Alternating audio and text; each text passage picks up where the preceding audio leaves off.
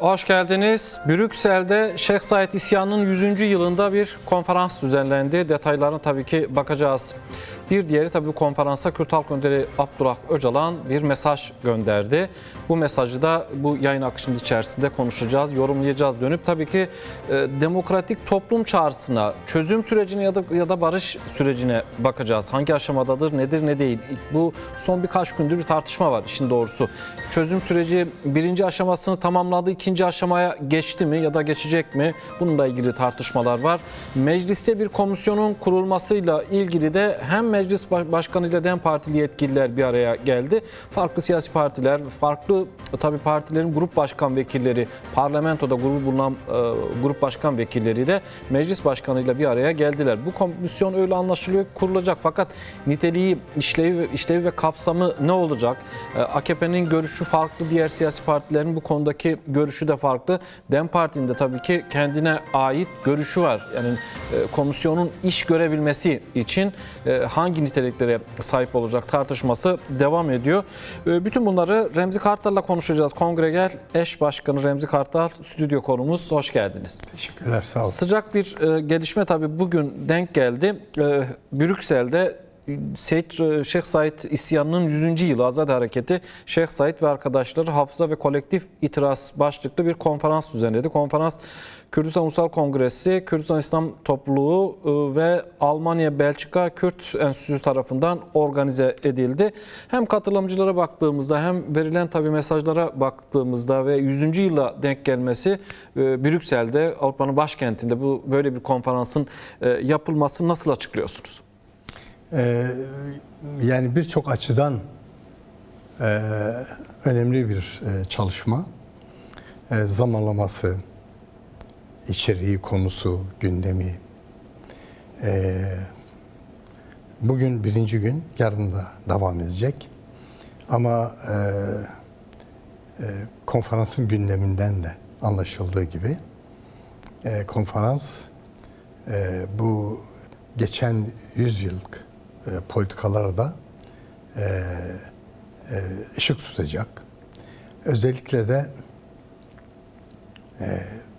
2 gün sonra, yani pazar günü 29 Haziran Şeyh Said Kal, Kürt halkı tarafından Şeyh Said Kal olarak tanımlanan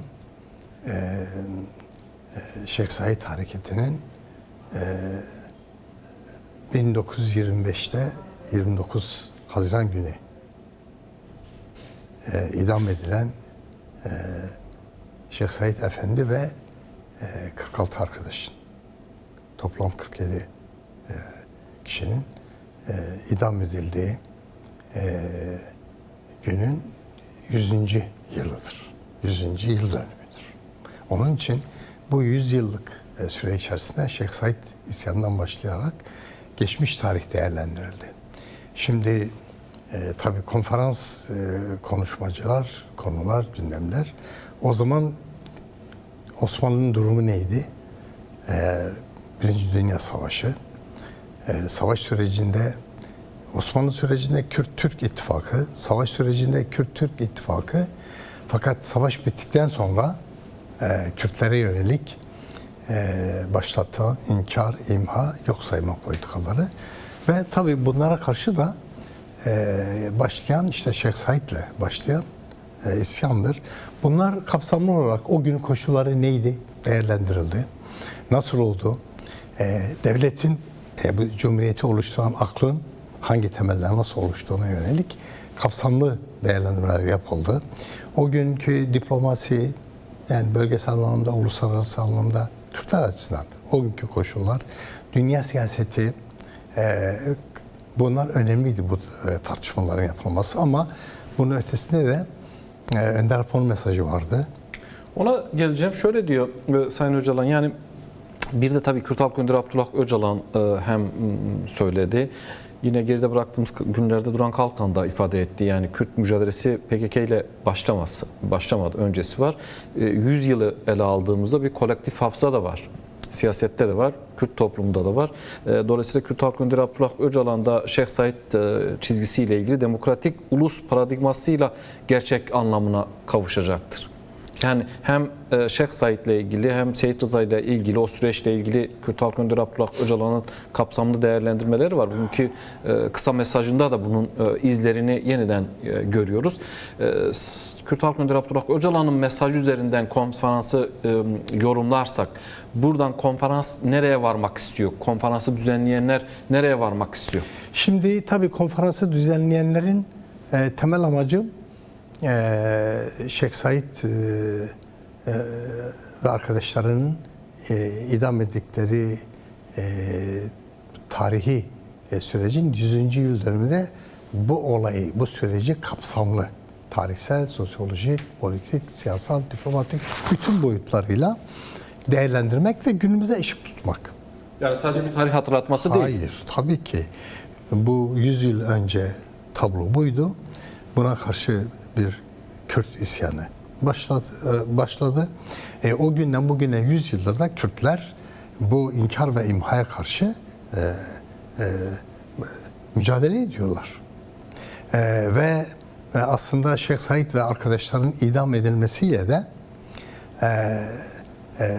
Lozan'la bağlantılı olarak başlatılan, sonra 24 Anayasası'yla inkar ve imhanın resmileştirildiği tarih, Şeyh Said ve arkadaşlarının idamıyla da inkar, imha ve idam. Bu üç kelime Kürtlerin kaderi oldu. Buna karşı Kürtlerin mücadelesi var. Tabii son isyan PKK Başkan Apo'nun önderliğinde Başkan Apo'nun yürüttüğü özgürlük mücadelesidir. PKK'nin yürüttüğü, öncülük ettiği mücadeledir. Şimdi nereden nereye geldik? Şimdi 100. yıl dönümünde Şeyh Said ve arkadaşlarının idamının 100. yıl dönümünde Başkan Apo biz bu meseleyi idamdan çözüm masasına getirdik diyor. Şimdi bugünkü olup biten geçmişten bağımsız ele almıyor. Tabii. Şimdi bu inkar imha politikaları PKK'nin yürüttüğü mücadeleyle başarısız kaldı. Özellikle de son 10 yılda devletin Rojava devriminden sonra içine girdiği panik, korku ve bölünme paranoyası karşılık yürüttüğü 10 yıllık topyekün savaş konsepti başa çıkarıldı. Şimdi bunun ötesinde bölgede gelişen yeni bir 3. Dünya Savaşı ve bütün bölgenin yeniden dizayn edilmesi gündemde. İşte Filistin'den, Lübnan'dan, Suriye, Irak, şimdi İran, hepsi yaşananlar ortamda ve Kürtler yani 3. Dünya Savaşı olarak adlandırılan günümüzde 1. ve 2. Dünya Savaşı'ndan farklı olarak Kürtler şimdi Orta Doğu'da örgütlü, hazır. Hayatın her alanda. Onun için artık rejimler çöktü. Suriye çöktü, İran, Irak yeni bir tablo içerisinde. Türkiye'nin 100 yıllık inkar ve imha politikalarıyla kendisini sürdürmesinin imkanı yok. Onun için devletin içinde de devletin bekasını düşünen güçler ne diyor? Diyor ki geldiğimiz aşamada ya kendi meselemizi kendi içimizde çözeceğiz veyahut da parçalanacağız. Başkan Apo'nun da söylediği bu, açık net. Bu mücadeleyle biz Türkiye inkar edilen, devlet tarafından Kürtler inkar edildi. Devlet Kürtleri kabul etmeli. Kürtleri de değerlendirirsek bu süreç ve bu süreçte ortaya çıkan görüşmeler, müzakereler, tablo uluslararası alanda yaşanan benzer olaylardan çok farklı. Yani diğer uluslararası çatışmalarda yaşanan müzakere süreçleri, 3. parti olarak adlandırılan uluslararası gözlemci grupların olması, yani bu noktalardan bakıldığında bu süreç tamamen kendine özgü. Kürt sorunu, Orta Doğu'nun en temel sorunu olan Kürt sorunu ve PKK, Önder Apo'nun bugüne kadar önderlik ederek mücadele getirdi bu süreç. Onun için uluslararası bu kadar gücün de işin içinde elini olduğu böyle bir konsepte tam da Önder Apo'ya ve Kürt sorununa özgün bir çözüm var. Önder Apo bu sorunun uluslararası güçler tarafından yaratıldığını hep söyledi.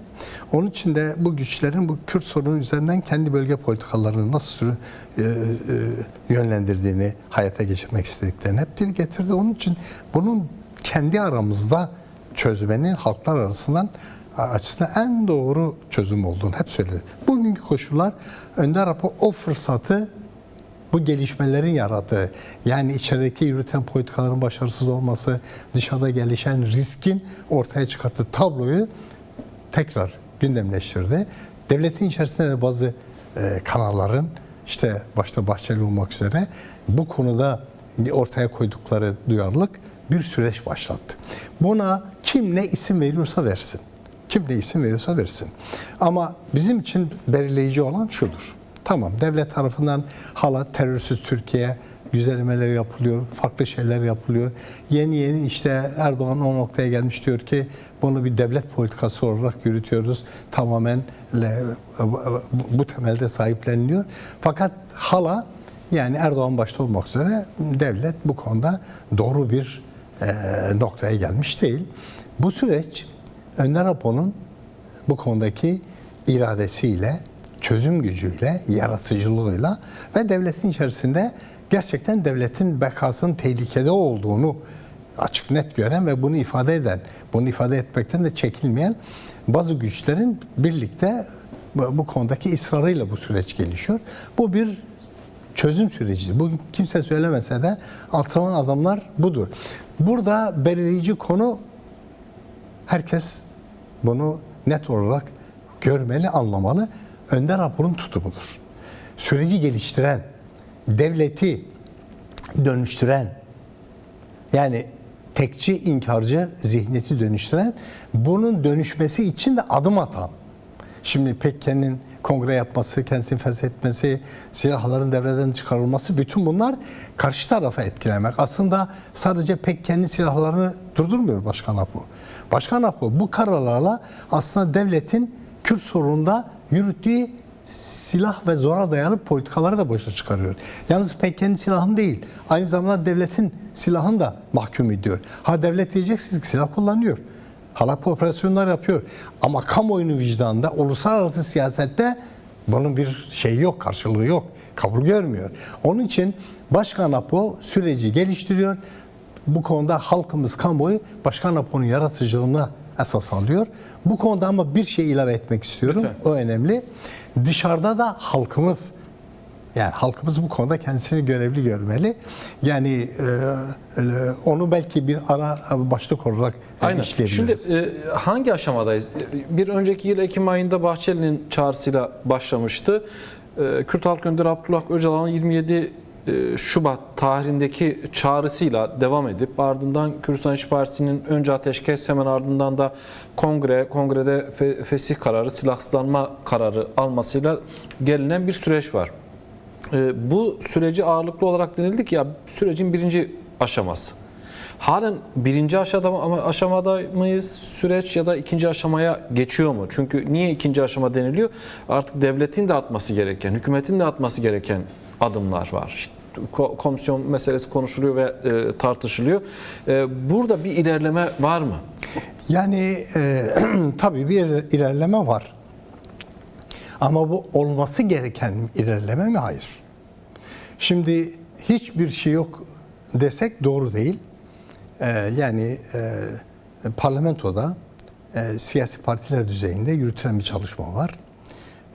Bunun ilgili bütün taraflarla yürüten bu çalışmaların, diyalogların sonucunda parlamento başkanı ve grup başkan vekillerinin bir araya gelerek ortaya çıkarttıkları bir planlama var. Bu planlama çerçevesinde bütün siyasi partiler bu süreçle ilgili bu sürecin gelişimine yönelik önce bu sürecin yasasını çıkarmak, ondan sonra Kürt sorun çözümüyle ilgili yasal, anayasal değişiklikler. Yani bu sürecin parlamento ayağında yapılması gereken çalışmalara yönelik görüşlerini, önerilerini yazılı hale getirecekler. Bunları parlamento başkanına sunacaklar. Parlamento başkanı bunlardan ortak bir konsept çıkararak bu temelde başta da bir komisyonun oluşturulması noktasında bu süreci parlamento olarak bir çalışma başlatacaklar. Bu çok önemli. Çünkü yakın gelecekte bekliyor musun kurulmasını? Çünkü şöyle Temmuz ayı içerisinde bu komisyonun kurulabileceği söyleniyor, varsayılıyor. Parlamento tatile girmeden. Sizde böyle bir bilgi var mı? Şimdi somut bize ulaşan somut bilgi yok. Fakat beklenen, umut edilen yaz aylarında bu kadar tarihi bir süreç yaşanırken Türkiye'nin kaderini değiştirecek. Sadece Türkiye'nin değil.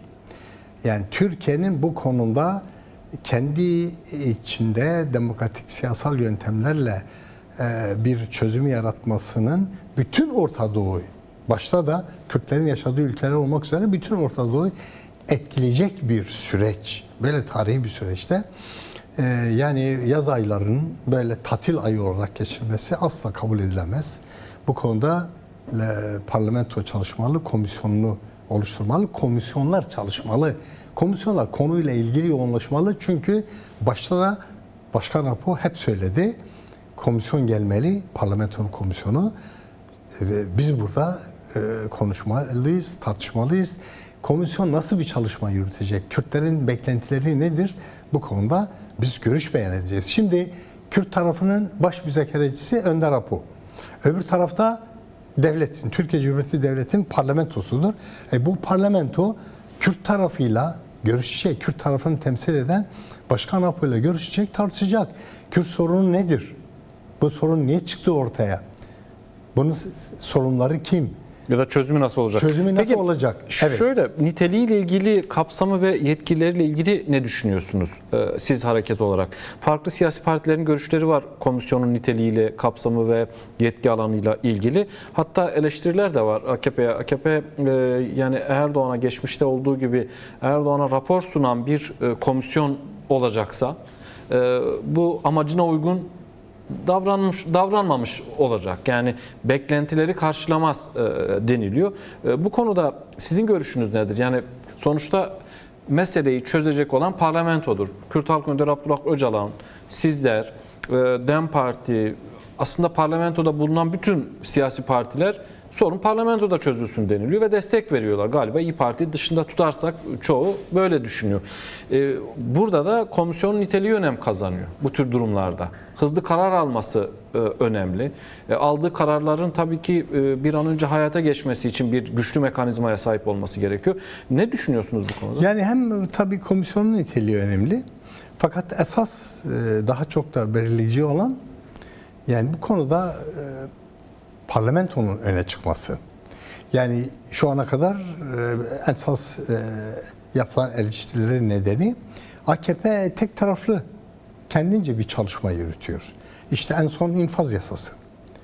Yani infaz yasası gerçekten böyle bir tarihi süreçte